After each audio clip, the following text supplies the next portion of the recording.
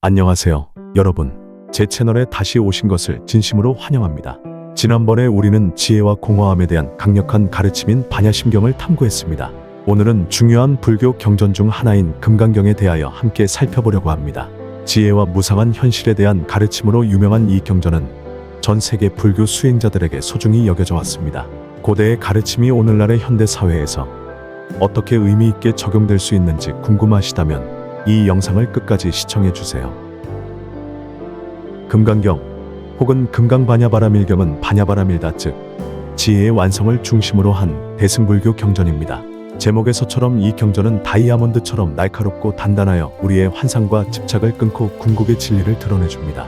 이 경전은 인쇄된 가장 오래된 책 중 하나로 인류가 인쇄를 통해 보존하고 공유한 첫 번째 텍스트 중 하나이기도 합니다. 금강경은 부처님과 제자 수보리 간의 대화를 기록한 것입니다. 부처님은 수보리의 깨달음과 자비에 대한 질문에 답하며 현실을 바라보는 독특한 관점을 설명합니다.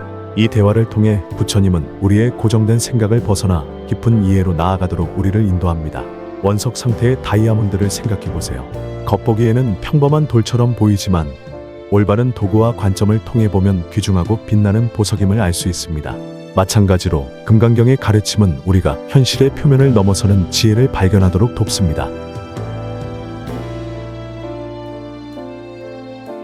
금강경은 공, 즉 모든 존재가 고정된 실체 없이 서로 연결되어 있다는 개념을 깊이 다룹니다. 불교에서 공은 물을 뜻하지 않습니다. 오히려 모든 것이 상호 의존적이며 고정되고 변하지 않는 본질이 없음을 의미합니다. 부처님은 모든 것이 본래 고정된 존재가 아니며 모든 것은 서로 연결되어 변화한다고 설명합니다. 우리의 현대적 용어로 말하자면 이는 상호 의존성이나 생명 그물로 표현할 수 있습니다. 바다의 파도를 생각해 보세요. 파도의 모양, 높이, 힘을 볼 수 있지만 파도는 바다와 분리되어 존재할 수 없습니다.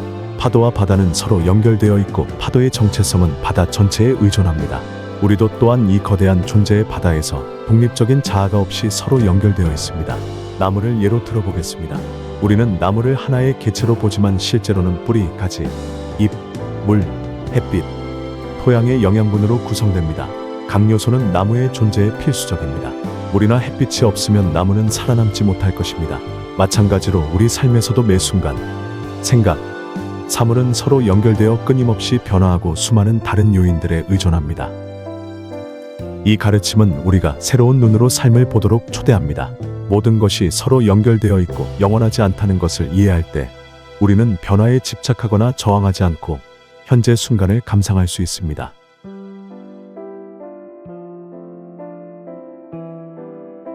두 번째 가르침은 불교의 핵심 원리인 무집착입니다.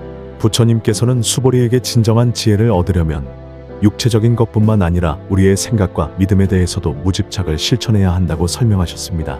부처님은 집착에서 벗어나는 것이 지혜에 이르는 길임을 여러 번 강조하십니다.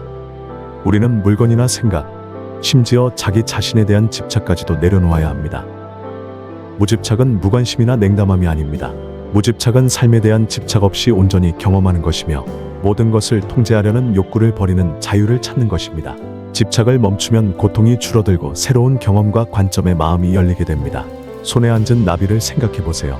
꽉 쥐면 다치거나 날아가 버리지만 가만히 두면 그 아름다움을 오랫동안 즐길 수 있습니다. 무집착을 실천함으로써 우리는 삶을 집착 없이 온전히 경험할 수 있습니다. 또 한 가지 예를 들어보겠습니다. 계곡을 따라 흐르는 강을 생각해 보십시오. 우리가 강이 바위에 매달려 한 곳에 머물려고 하면 자연의 흐름에 맞서 싸우게 되고 이는 저항과 투쟁을 야기합니다. 그러나 우리가 놓으면 우리는 마찬가지로 무집착을 실천하는 것으로 삶의 변화에 저항하기보다는 삶의 변화와 함께 흘러가는 데 도움이 됩니다. 일상생활에서 무집착은 다음과 같이 보일 수 있습니다. 상황이 계획대로 진행되지 않을 때 화를 내거나 좌절하는 대신 예상한 결과를 버리고 적응하는 연습을 할 수 있습니다. 그렇다고 우리가 적응한다는 의미는 아닙니다. 상관하지 말고 오히려 삶을 있는 그대로 경험하여 불필요한 고통을 줄입니다.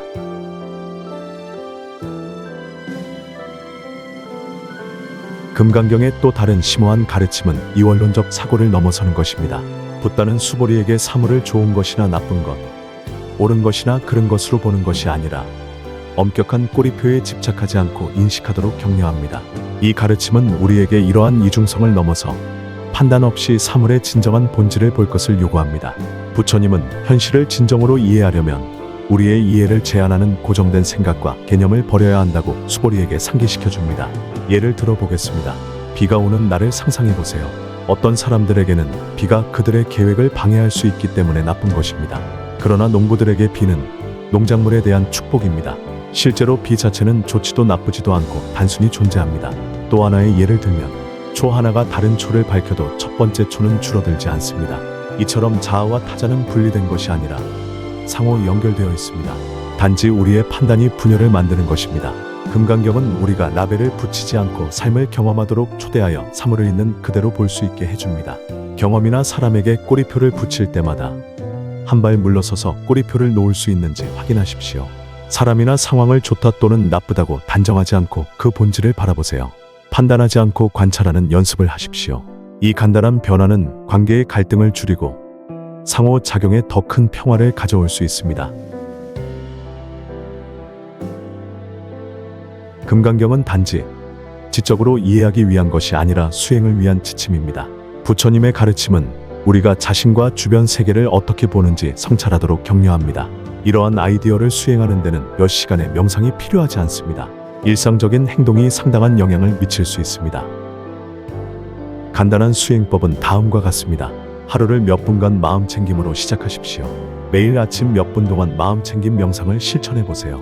심호흡을 몇 번 하신 후 생각을 놓아버리고 하늘에 떠다니는 구름처럼 생각이 어떻게 오고 가는지 고요한 관찰자가 되어보세요. 이 순간에 존재하며 집착 없이 살아간다와 같은 짧은 다짐을 통해 변화를 열린 마음으로 받아들이세요. 이것은 우리에게 도움이 될 수 있습니다. 애착이 덜한 삶을 경험하고 불필요한 고통에서 벗어나는 것입니다. 금강경은 전 세계의 불교 전통, 특히 선불교와 참선불교에 영향을 미쳤습니다. 그 영향력은 예술, 시, 철학으로 확장되어 많은 사람들이 현실의 본질에 대해 성찰하고 집착에서 자유로운 삶을 추구하도록 영감을 주고 있습니다. 오늘날에도 그 가르침은 현실의 본질을 깨우쳐주는 나침반 역할을 합니다. 그 지혜는 전 세계의 영적 구도자들에게 계속해서 영감을 주고 있습니다. 오늘 함께 다룬 무집착, 비원성의 가르침은 이해하기 어려울 수 있지만 실천하면 평화와 이해의 길로 이끕니다. 작은 실천을 통해 우리는 내면의 자유와 자비, 회복력을 키울 수 있습니다. 이 가르침이 현실을 보는 새로운 방법이든 무애착을 포용하거나 단순히 삶의 상호 연결된 본질을 이해하는 새로운 방법이든 여러분에게 의미 있는 무언가를 촉발시켰기를 바랍니다. 오늘 금강경을 통한 이 여정에 저와 함께 해주셔서 감사합니다. 이 영상이 마음에 드셨다면 좋아요와 구독 부탁드립니다. 그리고 댓글을 통해 이러한 가르침이 여러분에게 어떻게 공감하는지 아니면 여러분의 삶에서 이러한 개념을 경험한 적이 있는지 알려주세요. 여러분의 경험이나 통찰을 공유해주세요. 다음 시간까지 여러분의 길에서 평화와 지혜, 명료함을 찾으시기를 바랍니다. 감사합니다.